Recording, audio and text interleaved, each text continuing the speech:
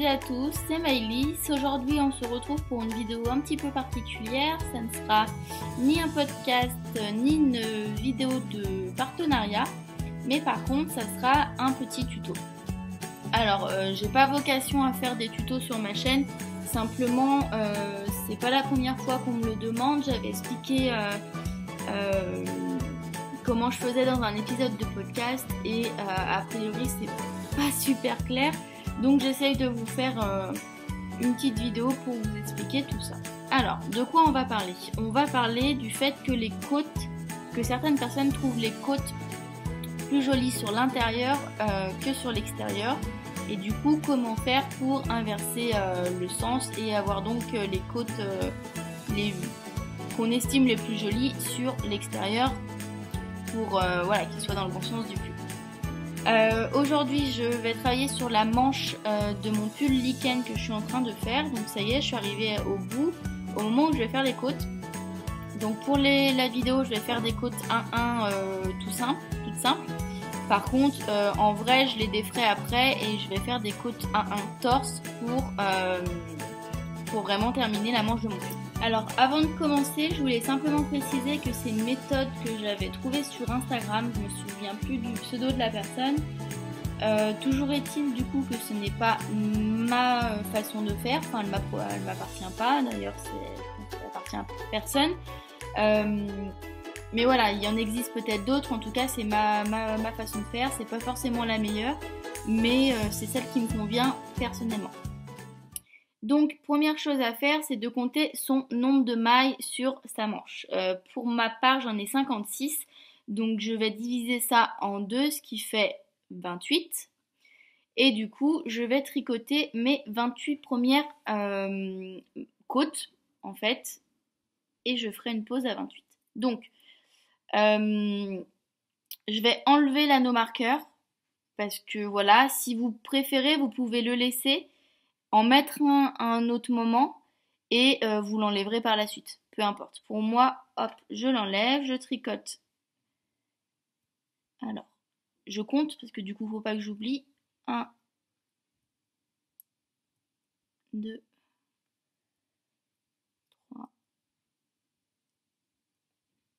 4, 6.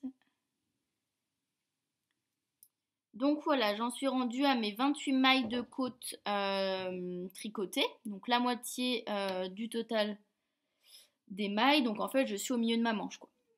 L'étape qui va suivre, elle consiste en fait à retourner son tricot et à faire passer la pelote. Alors là il y a deux cas de figure, soit vous avez une pelote petite et dans ce cas là vous pourrez la faire passer à l'intérieur, soit l'étape que je vais faire mais que je vais pas filmer, je vais faire une petite pelote d'environ, je sais pas, je pense 5 grammes ça devrait suffire pour faire mes 3 cm de côte et mon rabattage.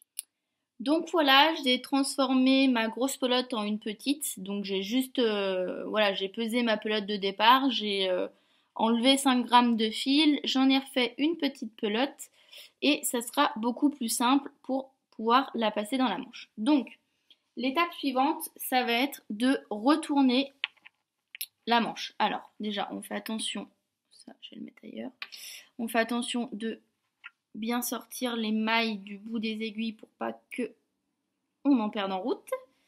Hop, je glisse ma main à l'intérieur de ma manche de mon pull, hop, j'attrape le bout de ma manche et tout simplement je retourne. C'est là que c'est un peu la galère. Hop, bon j'en profite pour retourner le reste de mon pull, comme ça évite que ça fasse des nœuds. La pelote est tombée et hop, alors attendez, voilà. Donc du coup vous avez votre pelote qui n'a pas suivi, je ressors juste les aiguilles pour pas faire de catastrophe. Voilà, donc là la totalité de ma manche est ressortie.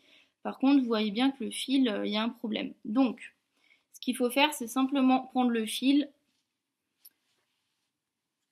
et le faire passer à l'intérieur du pull, quoi, pour la faire ressortir par la manche.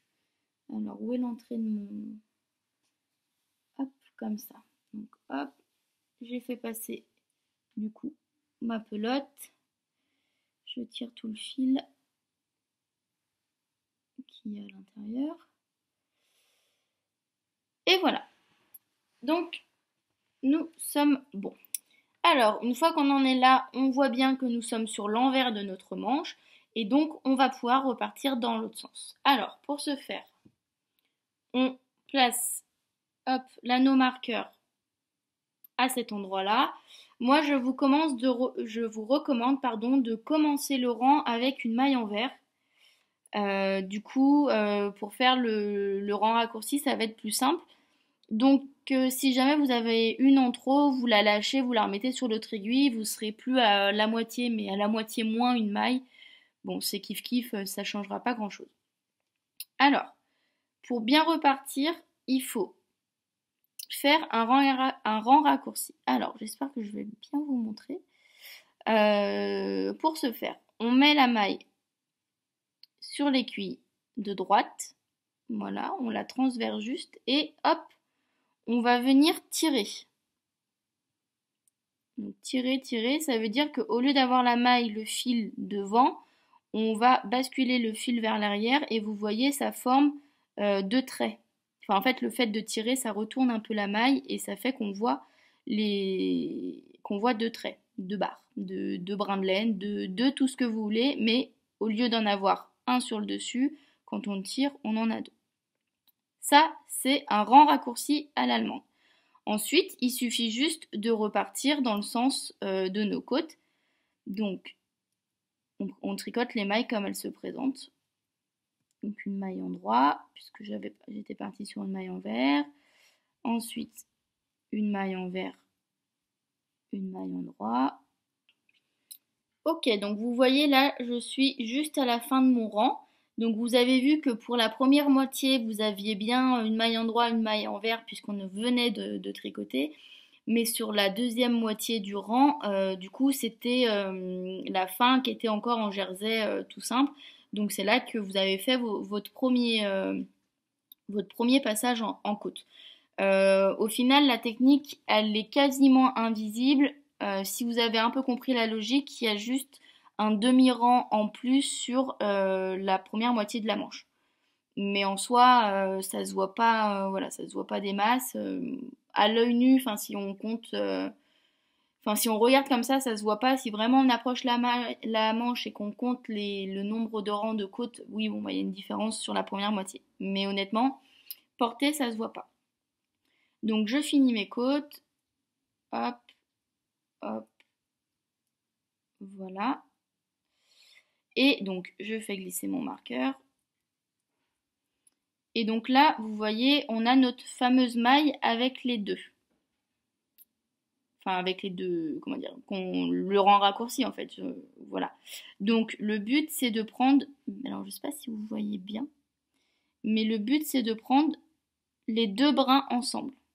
Voilà, de les tricoter normalement. Donc moi c'était une maille en vert, donc j'ai fait une maille en vert. Et après, je repars normalement en tricotant les côtes comme si c'était sur l'endroit, il n'y a plus rien de différent. Voilà.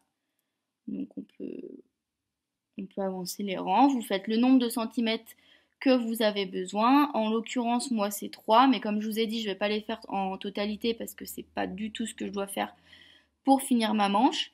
Mais voilà. Voilà, j'espère que ce petit tuto vous aura plu, que j'ai pas trop mis mes mains devant l'objectif.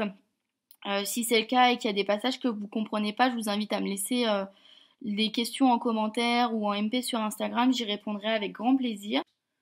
Voilà, donc je m'excuse si jamais c'est pas très bien tourné ni cadré, j'ai fait ce que j'ai pu et puis voilà, j'espère que ça vous sera utile.